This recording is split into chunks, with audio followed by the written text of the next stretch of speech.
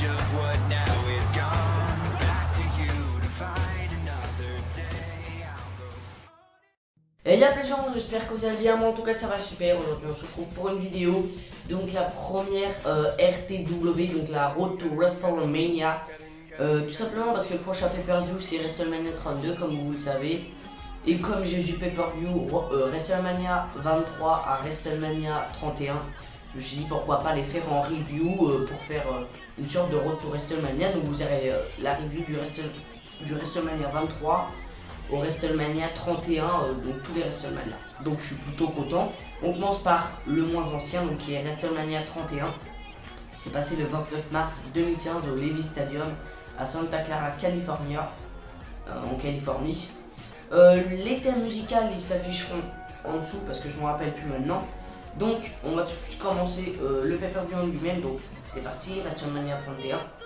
Donc oui, petite précision, donc tous les WrestleMania que j'aurais déjà fait seront dans la description de la vidéo. Donc notamment il y aura WrestleMania 30 dans la description parce que je l'ai déjà fait. Donc comme ça vous pourrez aller voir les autres Road to WrestleMania. Donc celui-là c'est le premier. Et WrestleMania 30 ça sera le deuxième. Donc voilà. Je construirai une playlist au pire et puis voilà. Donc on commence donc par un petit segment, donc Aloe Black qui ouvre le WrestleMania avec une très belle chanson. Donc voilà, petit segment de début, je vais pas m'attarder sur les segments parce que je peux pas noter ça non plus. Donc pour info, je suis en train de jouer à Dragon Ball Z Dokkan Battle, donc c'est un jeu que je vous conseille beaucoup. Et que voilà, donc là je suis en train de faire un téléchargement, c'est super. Donc voilà, donc sinon on va passer au premier match de la soirée qui tient pour le titre intercontinental. Donc c'était Dan Bryan face à Bad News Barrett, le champion intercontinental, face à R-Truth, face à Dean Ambrose, face à Stardust, face à Luke Harper, face à Dolph Ziggler en ladder match. Et ce match, putain qu'il était bon, je crois que ça a été l'un des meilleurs matchs de la soirée. Ça a été un super bon match. Match de fou, très extrême avec cette powerbomb de Luke Harper sur Dean Ambrose. La fin où Dolph Ziggler s'est fait éliminer et Dan Bryan gagne le titre intercontinental. Stardust, j'ai bien aimé sa tenue. L'ambiance folle. WrestleMania 31, il y avait vraiment une bonne ambiance. J'ai surkiffé ce match. C'est l'un des meilleurs matchs du pay-per-view. J'ai noté 18 sur 20, oui, parce que les matchs de pay-per-view de WrestleMania, je les note sur 20, les matchs. Donc voilà, donc 18 sur 20 pour un match comme ça, je pense que c'est plutôt bon. Donc l'image s'affichera là. En plus, enfin voilà, quand vous voyez l'image, vous dites putain, une bonne tête d'affiche. Alors j'ai encore oublié la cover, elle sera à la fin. Donc voilà, une bonne tête d'affiche et tout, donc voilà quoi. On s'en doutait qu'il allait avoir un bon match, mais voilà. Je pense que ça a été un très très bon match pour beaucoup de gens et l'un des meilleurs matchs que j'ai vu de l'année 2015. Donc voilà, 18 sur 20 pour ce match. Après on passe à Seth Rollins face à Randy Orton, un très bon match. Avec de beaux mouvements, cette fin avec le RKO. En plus, Randy Orton, comme vous le savez, c'est ma superstar préférée, donc logiquement j'étais fou. Enfin voilà, j'étais juste ouais. Non mais j'étais waouh, ce RKO il est magnifique. Même Seth Rollins quoi, bah, c'est Seth Rollins quoi, c'est impressionnant. Le mec était tellement bon dans ce match, tout comme Randy Orton. Voilà, les perfections, c'était ouf. Il y a eu vraiment un super match. J'ai vraiment adoré ce match. Faut vous dire que lui aussi, même si je n'étais moins bon que le ladder match, bon un peu normal parce que c'est pas pareil aussi. J'ai pas les durées moyennes, elles s'afficheront en bas avec les notes aussi.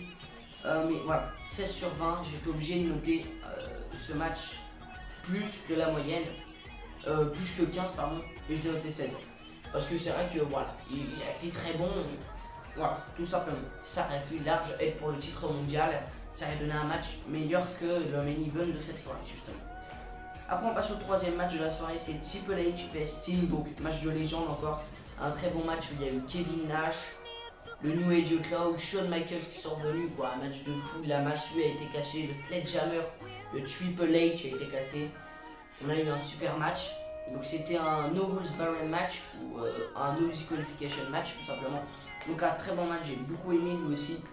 La victoire de Triple H avec une putain de bonne entrée de Triple H et de Sting. Une entrée mais magnifique de la part des deux superstars. Les vidéos seront pas très longues, hein. Des Road to WrestleMania ça sera à 10 minutes à peu près. Hein, parce que bon, je peux pas fournir des vidéos super longues en pensant que j'en mets quasiment tous les jours, voire 2 par jour des fois. Donc voilà. Donc 18 sur 20 pour ce match encore une fois, donc la durée sera encore en dessous. Plutôt bonne durée en plus à ce que je me rappelle. Donc voilà, franchement c'est un match que je vous conseille. De toute façon c'est un pay-per-view, je vous conseille honnêtement. Il n'y a pas eu des bons matchs, mais celui-là, tout de ouf, c'était waouh. J'ai adoré. Donc voilà, donc après on passe à un segment, donc c'est Daniel Bryan qui fête sa victoire avec des légendes. Donc un très bon segment qui a pas de Peterson et tout. Et à la fin il y a Roddy Piper qui arrive et puis qui gueule un peu, qui dit ouais mais voilà c'est. Voilà donc c'était plutôt bien. Et après on a eu Kidding qui a chanté et la chanson Rise de.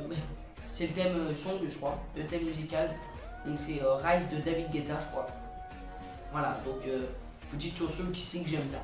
Après on passe à un match de Diva, donc Paige et Jelly face aux Bella Twins, donc Nikki et Brie Bella. Un bon match qui m'a un petit peu déçu, donc je n'ai noté que 16 sur 20 malheureusement. Malheureusement ils n'ont pas mis les meilleurs matchs à la fin de la soirée, mais bon voilà, sinon... Voilà, bon, ils auraient pu donner un meilleur match, mais j'ai quand même beaucoup aimé ce match, je l'ai noté que 16 sur 20, j'ai pas envie de m'éterniser dessus parce que voilà, il m'a quand même un petit peu déçu. On passe à Rusev face à John Cena après, donc un match très moyen. J'ai noté que 15 sur 20, c'est le moins bon match de la soirée. Pour moi, donc John Cena qui gagne la série d'invincibilité de Rusev et qui gagne le titre des États-Unis. D'ailleurs, j'ai plutôt bien aimé ce match, mais ça a été un match moyen quand même. Il m'a peut-être un petit peu déçu. Donc voilà, c'est rien de plus à dire dessus parce que je veux passer plus de temps sur les autres matchs. Donc après on passe à un segment encore une fois, donc The Authority et The Rock avec Ronda Rousey. Donc Ronda Rousey c'est une diva du UFC, donc voilà. Une diva entre parenthèses du coup, parce que voilà, qui a d'ailleurs perdu sa série d'invincibilité elle aussi contre Holly Holmes. Donc voilà. Donc c'était un très bon segment que j'ai beaucoup aimé. Le Rock quand il est rentré c'était un truc de ouf, c'est à chaque fois. Dès que la musique a retenti, le public était à fond dedans, j'ai beaucoup aimé le public. Donc voilà, encore une fois, très bon segment. Donc après on passe à un match Bray Wyatt face à Undertaker. La série d'invincibilité avait été battue à WrestleMania 30 sur redéfendé encore une fois. Bray Wyatt fait une putain de bonne entrée, tout comme Undertaker, comme d'hab. Malheureusement, je ne note que 17 sur 20. Un match bon mais trop long. On voit vraiment que l'Undertaker il vieillit et c'est normal. Je le comprends totalement. Venez pas m'insulter, ouais, mais je comprends totalement. Il vieillit, c'est normal. Le même peut pas, voilà. Je le comprends totalement. Donc, match bon mais trop long pour moi. Donc voilà, que 17 sur 20. Après, on passe à un Brock Lesnar face à Roman Reigns dans le mini-event. Le match en soi était un peu pourri, il y a eu une destruction totale de Brock Lesnar. Roman Reigns qui faisait Superman encore, même si j'ai plutôt bien aimé le match. Mais c'est quand même le Seth fucking Rollins qui a caché, donc what the fuck, le plus beau moment de l'histoire de la WWE. S'il vous plaît les gars, il a caché, donc c'est pour ça que j'ai mis 18 sur 20. Je savais qu'il n'y aurait pas eu Seth Rollins, il n'y aurait pas eu 18 sur 20. Hein, je vous le dis tout de suite. Super cash. En plus, ça se transforme en triple threat match. Ça veut dire qu'il cache au milieu du match. Ça veut dire qu'il n'est pas sûr de gagner. On va dire qu'il a des couilles, entre autres, de faire ça. Mais vraiment, j'ai beaucoup aimé ce cash. Le match était malgré pas terrible. Brock Lesnar saignait, mais voilà, du coup, c'était pas super.